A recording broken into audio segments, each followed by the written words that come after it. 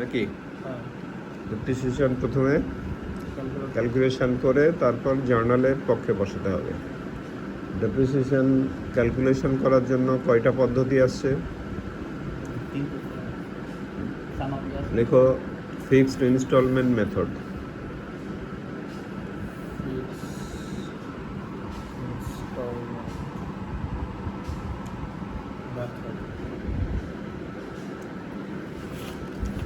এই মেথডে যেটা বলতে যাচ্ছে প্রত্যেক বছর ডেপ্রিসিয়েশন সমান বা straight line method. Fixed instalment method বা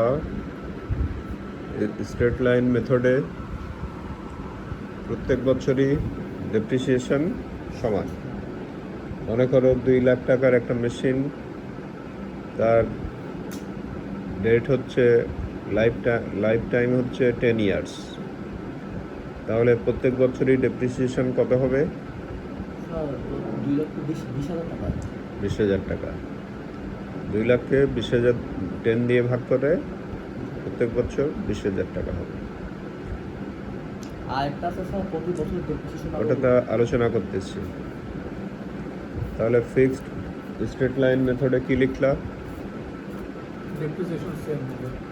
ডেপ্রিসিয়েশন প্রত্যেক বছর সেভ হবে। নোট করেছো এটা? নেক্সট লিখো ডিমিনিশিং ব্যালেন্স মেথড।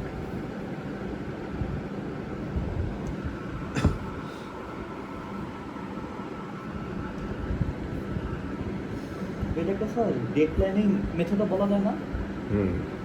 নর্মালি তো স্যার ডিক্লাইনিং মেথডটা অনেক বেশি আসে স্ট্রেট লাইনের তুলনায়। স্ট্রেট লাইন আসেই না। শোনো, ডিমিনিশিং ব্যালেন্স বা ডিক্লাইনিং মেথডের মূল বক্তব্য যখন যত টাকার অ্যাসেট থাকবে তার উপর ডেপ্রিসিয়েশন ধরতে হবে। প্রত্যেক বছর আলাদা আলাদা। মনে করো প্রথম বছর আছে 5 লাখ টাকার মেশিন, তাহলে তার 10% ধরবা 50,000। দ্বিতীয় বছরে গিয়ে কত টাকার উপর হবে? 50,000 টাকা। প্রথম বছরই 50,000 টাকা ডেপ্রিসিয়েশন ধরছো, দ্বিতীয় বছরে অ্যাসেটের ভ্যালু কত তোমার? 2 লাখ থেকে 50,000 বাদ দিয়ে 1.5 লাখ হইলো। 5 লাখ থেকে 50,000 বাদ দিয়ে 4,50,000-এর উপরে 45,000 টাকা ডেপ্রিসিয়েশন ধরবা। এটা কোন মেথডের?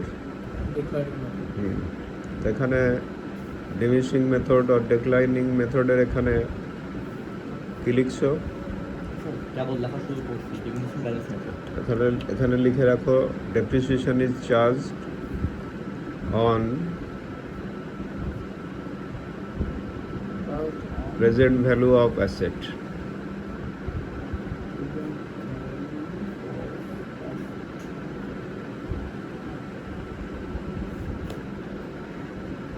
ক্লিয়ার?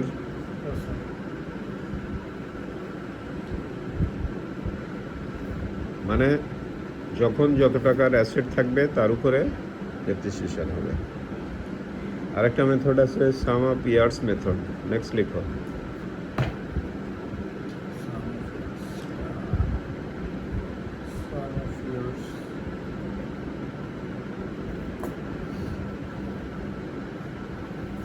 এই মেথড অনুযায়ী সাম অফ ইয়ার্স মেথড অনুযায়ী একটা সূত্রের মাধ্যমে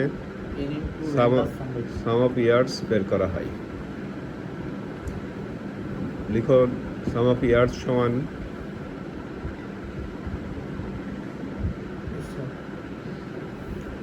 n into n plus 1 by 2, n into n plus 1 divided by 2. Okay, n to that n into n plus 1 by 2 এই সূত্র দিয়ে সাম অফ ইয়ার্স বের হয়। তাহলে যদি কোনো মেশিনের লাইফ টাইম থাকে 10 ইয়ার্স, তাহলে সাম অফ ইয়ার কত হবে বের করো এখন। If life time of a machine is 10 years,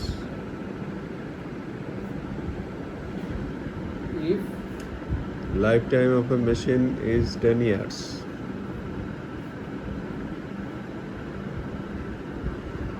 then 10 years.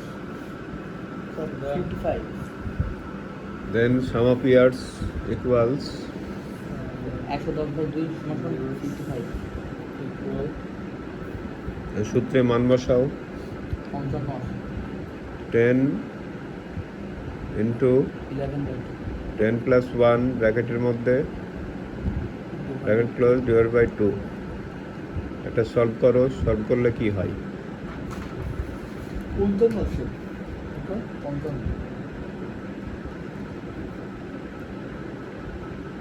No? Ah, sorry. Pঞ্চান্ন। এই যে 55 আসলো। তারপর অনুমান করা হয় কি একটা নতুন মেশিন তোমাকে প্রথম দিকে বেশি সার্ভিস দিবে না শেষের দিকে বেশি সার্ভিস দিবে? প্রথম দিকে। প্রথম দিকে যেহেতু বেশি সার্ভিস দেয় এই জন্য প্রথম দিকে ডেপ্রিসিয়েশন বেশি হয়। নেক্সট লিখো first years depreciation equals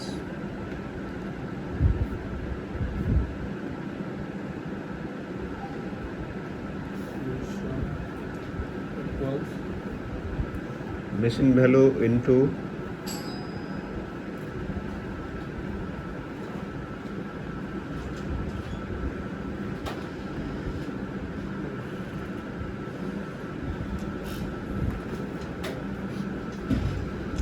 first year depreciation equals machine value into 10 by machine value into 10/55 total কত হয়েছিল 55 55 তারপরে করবো আস্তে আস্তে 9/55 না into 10 by 55 লিখেছো। Yes, sir. Second year's depreciation আসলে অন্য কিছু করে Second year depreciation